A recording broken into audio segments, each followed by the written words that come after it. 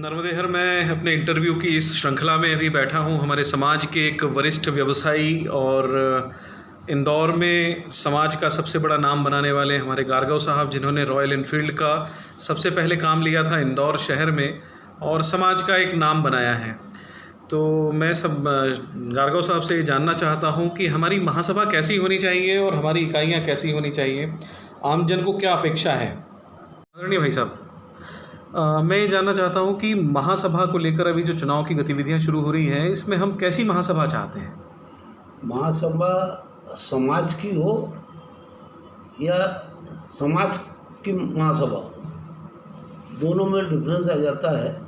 महासभा का अपना समाज नहीं हो, वो समाज के लिए हो, वो समाज के आखिरी आदमी तक जाने की, अपनी इकाइयों के माध्यम से जाने की प्रयास करें, अपनी इकाइयों के माध्यम से आखिरी आदमी तक पहुंचने का प्रयास करें। और पहले अगले 3 साल में कोई बड़ा काम न करे, पर जो छोटा काम करे वो छोटे काम को पूरा करे। सिर्फ घोषणा भर में ना कर दे बहुत बड़ी बड़ी और बाद में पता चला कोई काम करे ही नहीं है। छोटा काम करे, छोटा ऑब्जेक्ट ले और उसको पूरा करे, तो अगली महासभा से लोगों को कुछ उम्मीद जागेगी। अभी महासभा की स्थिति जो है उसमें काम तो कुछ दिख ही नहीं रहा है, संगठन के अंदर भी कोई काम नहीं दिख रहा है, तो फिर लोगों को कैसे महासभा के ऊपर विश्वास आएगा, कैसे महासभा के लोग बात को मानेंगे। हाँ, बिल्कुल सही है। वर्तमान में ऐसा लग रहा है कि महासभा ने काम तो बहुत किए पर उसका प्रचार प्रसार प्रॉपर नहीं हो पाया, या ये कहें कि महासभा पे लोग आमजन हावी हो गया। आमजन हावी हो गया। प्रचार प्रसार का तो ऐसा है कि जो काम है वो दिखता है ना, उसको क्या प्रचारित करना है। और इकाइयाँ कैसी होनी चाहिए। इकाइयाँ महासभा को सहयोग करें। इकाई किसी के भी वो हो, पर जो महासभा बन जाए उसको सकारात्मक सहयोग करना इकाई का जरूरी है। बहुत सारी संस्थाएं भी काम कर रही हैं, आप वरिष्ठ समाज सेवी हैं, समाज के प्रति चिंतन भी करते रहते हैं, और अभी जो सामाजिक पत्रिका है नारमदीय लोक, उसमें आप अध्यक्ष के रूप में अपना कार्यभार संभाल रहे हैं। और नारमदी लोक में एक परिवर्तन भी आया है, उसमें मैंने एक लेख पढ़ा आपका समाज की संस्थाओं से रिलेटेड।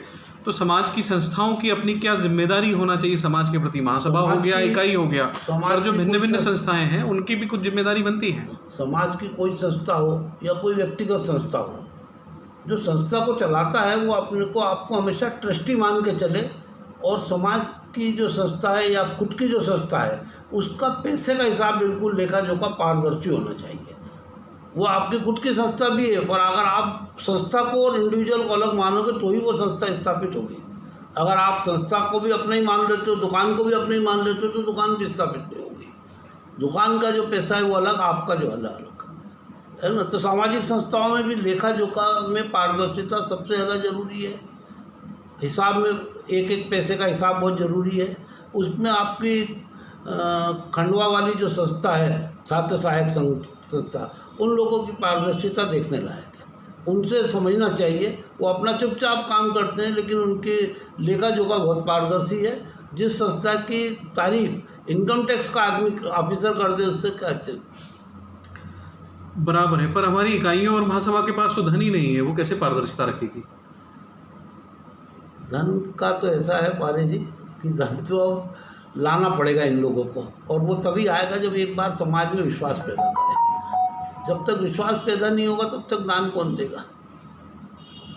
ठीक बात है। तो कुल मिला के समाज में एक सामंजस्य स्थापित करने के लिए किसी व्यक्ति करने के लिए जरूरी है, और जो महासभा बने उसमें लोगों का विश्वास पैदा हो, ऐसा महासभा को प्रयास करना चाहिए। किस प्रकार के व्यक्ति को महासभा के रूप में आप देखते हैं। महासभा का व्यक्ति अब तो वही चाहिए जो एग्जीक्यूटिव हो, जो चीज़ों को क्रियान्वित कर सके। चलिए ठीक है भाई साहब, धन्यवाद आपका।